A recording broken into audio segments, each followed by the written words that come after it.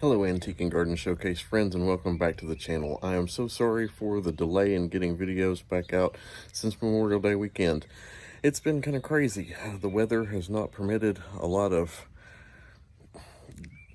activity, I guess you could, for lack of better here. It's rained and rained and rained, and then you get a break to do the yard, and then rain and rain and rain. And then now we kind of hit a dry spell. We finally got the east side project done, which I sent out a short the other day. And then it got hot and dry and humid. And we're actually getting a kind of a passing thunderstorm now. So you might hear a little thunder in the background, maybe. Anyway, I want to take you around and let you see some of the areas that have been planted that we've kind of missed out on in the last 3 weeks. And I'll be back to see you at the end. And for now, you can tell these planters look like nothing ever happened to them. I mean, a week ago, smashed. Now, they're these big, beautiful, wonderful looking planters. I couldn't ask for better, but it takes a lot of wind to push these big, heavy planters over. And in fact, the way they're designed, wind can actually go underneath of them. So, it's not completely pushing against it. But yeah, we had winds that high here. And of course, we didn't have any damage, thankfully, other than that. And, a lot of limbs and twigs and things down, whatever else. But this was kind of crazy. But do you like the color combination? Priscilla and pineapple this year. I thought that was going to be kind of neat looking, and it hasn't disappointed.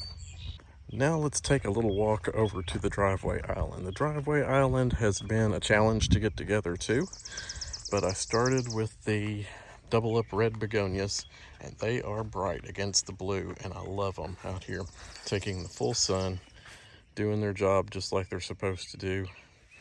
The verbena bonariensis, everybody wants to know what it is. Anybody that passes by, what is that beautiful purple plant that draws the butterflies? That's what it is, verbena bonariensis. And as you can see, there are pollinators on it now. They love it. I've got the Tickle Me Pink caladiums in a row. I found mini Vista Whites to underplant those. And finally, just a few days ago, I managed to get my cannas out. I think this was on the weekend. So just this past weekend, I got them out, got the bulbs separated, so they've not even had time to come in yet. A couple of them had some sprouts on them and whatever else, but they are starting to sprout in the pots a bit. Did some blue salvia, some more supertunias, different colors. These are kind of the leftovers here.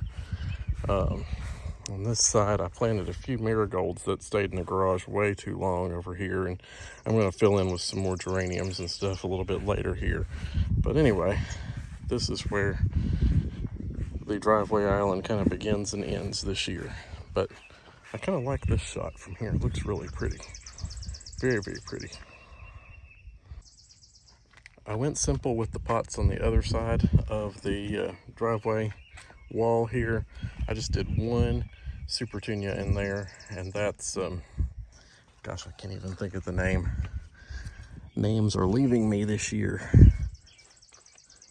It's one of the ones I love. I plant it every year. Oh well, if I find it, I'll pop it on the screen.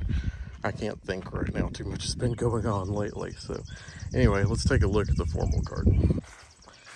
The formal garden has Florida red ruffles in the center this year. As you remember, my big one I normally have there, it didn't thrive this winter, so changed that. Really liking it so far. More blue salvia, and then I did portulaca purslane on the outside edge, which is a purple color there, and it kind of goes in about this time of day, so it lasts most of the day out in the sunshine.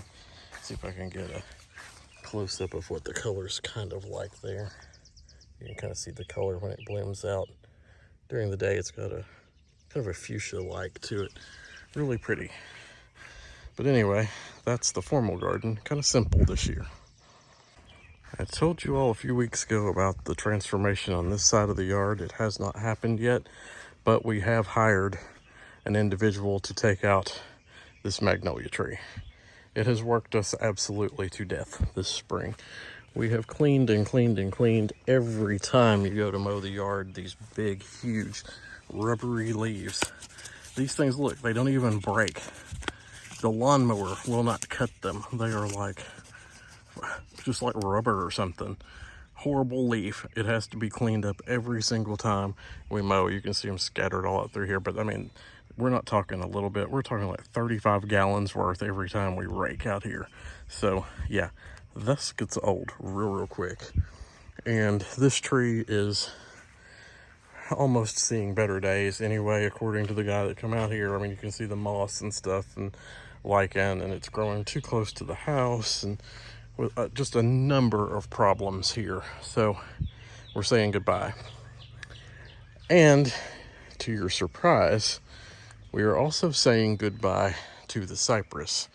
And you may think, what in the world are you doing that for? I mean, it's a monstrosity of a tree. And that's kind of why. It's very close to the house. Notice the lean, okay? Notice the lean here. We're talking some danger. We've got some big arm limbs coming out that are going out over the garden. You think, well, couldn't you just trim it back? It makes a mess too. This thing drops tons of twigs every time the wind blows, and these needles have been stopping up the gutters all around the entire house. When the wind blows it back. I have cleaned out, I don't know how much of this mess out of gutters this spring. So yes, this one's going. And also the magnolia. That makes this a whole new area to landscape. With that tree gone, with this tree gone, we're going to take infill dirt around through here. As you can tell, this is kind of on a slope to the road up through there. We get a lot of water runoff down this way. That's why it's a lot of bare root here, whatever. So we're going to take, almost berm this up around through here and take it off down this way. I'm going to go with one single weeping white spruce in here, and maybe some more beautiful hydrangeas down this side, and tackle this area over here as the shade garden side of the house, and do some pretty things in here for a change. This poor hydrangea hasn't had a chance. It's almost too shaded. It's a great piece. It's lived well. It does not want to bloom here. I've had trouble with some moles and voles. We're addressing that issue now too. It's been a lot of things to work on here this year. And that's why it's taken a lot of time and taken me time away from Antique and Garden Showcase.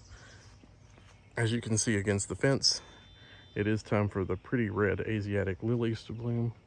Those are up and doing well. And the kitchen garden. It's a darn good thing that we have moms, because my mom is the master of this area right now. If it hadn't been for her, this thing would not be planted at all. Got tomatoes, beans here. We've had a wonderful patch of strawberries, blueberries, and there's squash and cucumbers growing on the lower end. So yeah, thanks to her, a lot of success here. Otherwise, I wouldn't have gotten to it this year. This would have just been almost left behind. So yeah, that's what's going on here. Tomatoes are still small. Working on those, getting them going. Beans are up, doing well. And then on down here, you can see squash plants and cucumbers down there, and still some room to add to that bed. So coming up very shortly, I want to do some more videos regarding, I want to do some things about appraisal. I want to say appraisal successes maybe, and the things that have gone really well in the first year of doing this officially. I think that'll be a neat video. I'm still working on the showcase. I've not had a chance to get out and do any of that. I've been trying to source a tool to countersink the screws into the aluminum the right way so that the glass lays in. I want everything to go just right so I don't have to be, cleaning up mistakes 2 or 3 times. And then we'll get into some more yard and garden stuff with the East Side project, because I'm telling you what, that place is tore all to pieces over there right now. It is an absolute mess with those 2 trees gone. I've got a redesigned foundation landscape plan in place.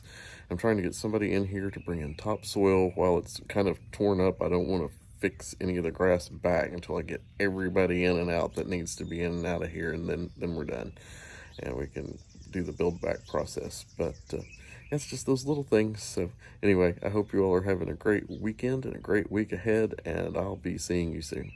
Bye.